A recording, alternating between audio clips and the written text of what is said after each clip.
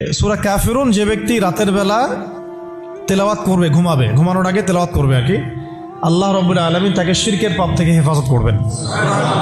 জাহান্নামে যাবে সবচেয়ে বেশি মানুষ শিরকের পাপের কারণে। কোন পাপের কারণে?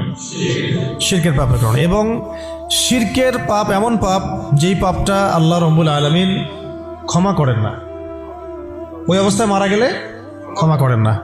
কিন্তু তওবা করলে, জীবদ্দশায় তওবা করলে ইনশাল্লাহ মাফ হতে পারে, অবশ্যই হতে পারে।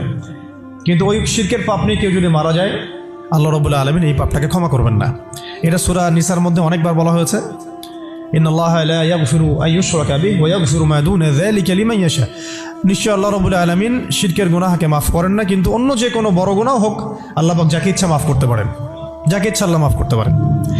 এখন এই শিরকের পাপ থেকে বাঁচাবে কোন সূরা?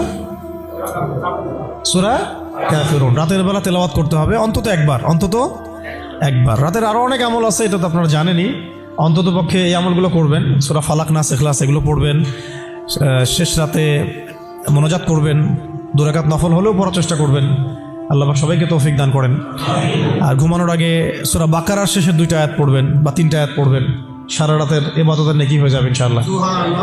33 বার সুবহানাল্লাহ পড়বেন, 33 বার আলহামদুলিল্লাহ পড়বেন, 34 বার আল্লাহু আকবার পড়বেন। এছাড়াও তো আছে আল্লাহুম্মা বিইসমিকা আমুতু আহইয়া। এছাড়াও আরও অনেক দোয়া আছে, কয়েকটা বললাম। সূরা মুলক তেলাওয়াত করতে পারেন যদি সময় হয়, এবং করা উচিত, কারণ সূরা মুলকের তেলাওয়াত কবরের আযাব থেকে বাঁচাবে ইনশাআল্লাহ।